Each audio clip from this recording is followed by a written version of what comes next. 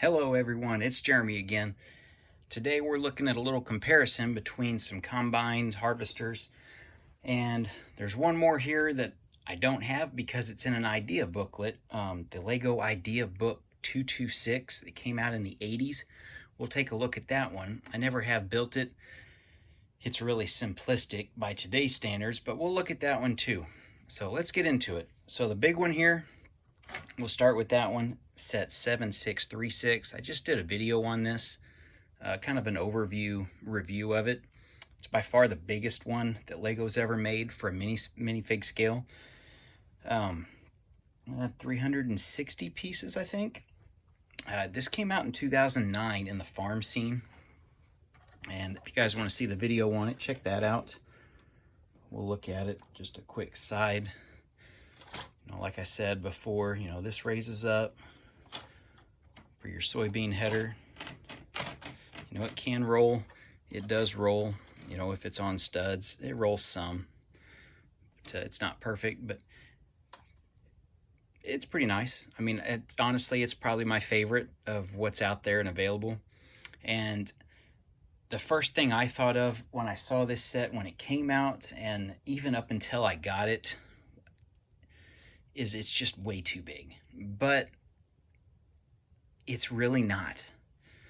Looking at the tractors and comparing stuff, honestly it compares pretty well to reality based on a large cab tractor, in the real world, not minifig scale world.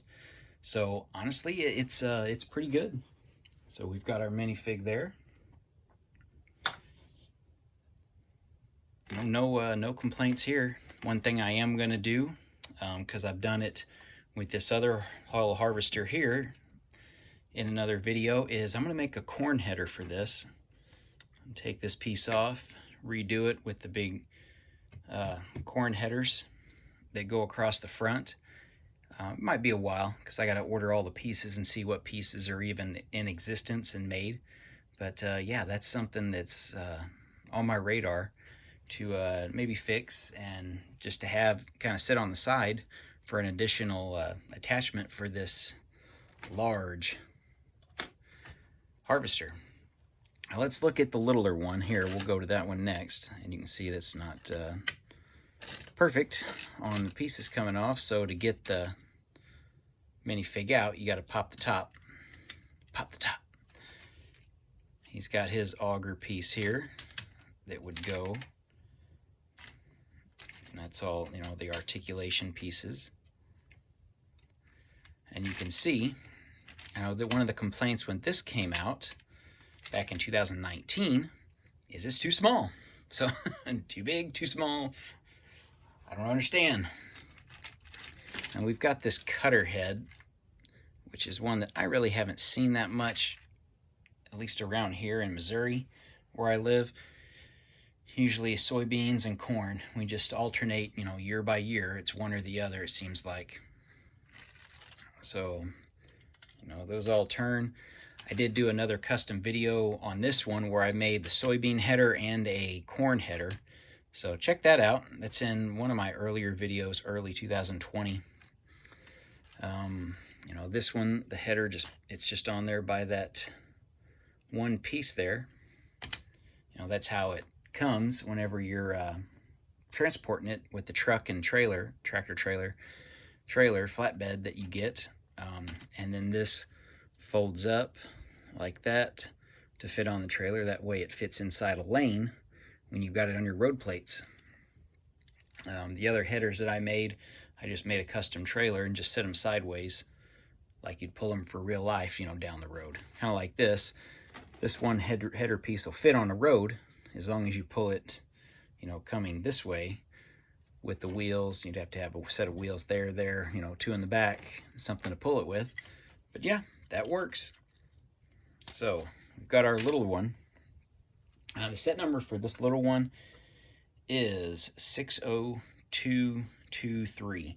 I think new, these as of today, 2020 summer, they retail high 40s, maybe $50, and shipping plus or minus shipping, you might get it as a good deal, and 50 bucks free shipping might be about the going rate. These were 30 when they came out new.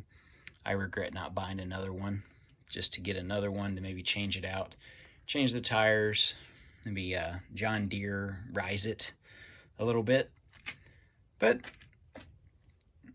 that's what that one is. You can see the friction holds it up really well. And we'll look at this last one. Move him on to the back. I gotta move him back. This last one came out in a Batman set, and I do have one piece modified on this, and it's the spinning wheel right there. The big wheel here that basically almost works as a flywheel. So when you drive, it makes it turn. So this is actually supposed to be this neon green trans color. I'm going to end up taking this off and probably putting some kind of hopper on it eventually. So when I bought this set, I bought it as incomplete. I wanted the tractor, I wanted this. I didn't really care for the helicopter, so that's what I got. I didn't know this one piece out of all this is the one piece that was missing. I think that's great. So I got that off Bricklink. I got the color that I wanted. I got the tractor. We'll do that in the tractor overview video at some point in the future when I go over my entire tractor collection, because I know if you guys are watching this, you're probably into farming or just have that fascination with the farming, Lego farming history. And yeah, so let me move some of this back. You can kind of see it's a little stubby looking. I mean, at least that's the idea, or, you know, kind of the sense that I get. It's got a stubbiness to it. But that flywheel, or that razor, I don't even know what you want to call it, it picks up the bars there and moves. Works really well. So if you're in the market for, you know, some kind of harvester or combine, that one's going to run you probably $100. Maybe get it with free shipping. Used, you know, new, you're probably doubling the price. The other one back there, if you need one, you know, maybe 50 bucks. This one, new for all three of the sets, which I'll show the directions here, what this comes with. Probably 70 bucks new as of today. This is July 2020. You know, these prices can change. You might get it way cheaper. I think I paid 30 and basically got a third of the helicopter. I did get all the minifigs, but you can see the scarecrow there. You can see that flywheel like I'm talking about being the neon color. Oh, I did change out those. Looks like those are supposed to be neon green. I changed them to brown to match that. I forgot I did that. This raises up, I believe. I don't want to mess with it too bad. Yeah. So that opens up. You can kind of see he's got his stud shooters there on the side, which I did not add because it's not really, to me, it's not a war machine. I'm trying to make it into some kind of harvester for an actual farm. Will it go on my farm? Probably not, but what I think I'm going to do is make a farm co-op or tractor supply, tractor dealership, farm machinery dealership for my Lego city. And, you know, I'll modify this a little bit and it'll sit there, you know, just to have more contents, you know, tractors, implements, attachments, things like that at the little tractor dealership.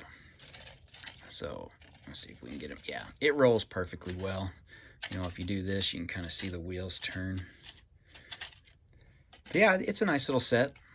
No complaints. You know, color scale is totally different. It's not the green like you see with those. So let's try to move them there. Do a zoom in here. Tell me what you think, guys. What's your favorite? Obviously, mine's the biggest one. The first one I bought actually was this little one. Fixed it up. So, you know, nice additions. Now that other one that I talked about in the beginning of the video is from the Idea Booklet 226. It came out in the 80s. It's a blue harvester and it just uses wheels because there's a lot less pieces, you know, piece variety back then in the 80s. So I'll show you a picture of what it looks like. It's on the farm page. They had one whole page to, I guess, dedicated just to farming. So you had, you know, brick-built sheep and cows, pig, little farmhouse, shows you how to build a little tractor, which I built and have that set aside for a future video.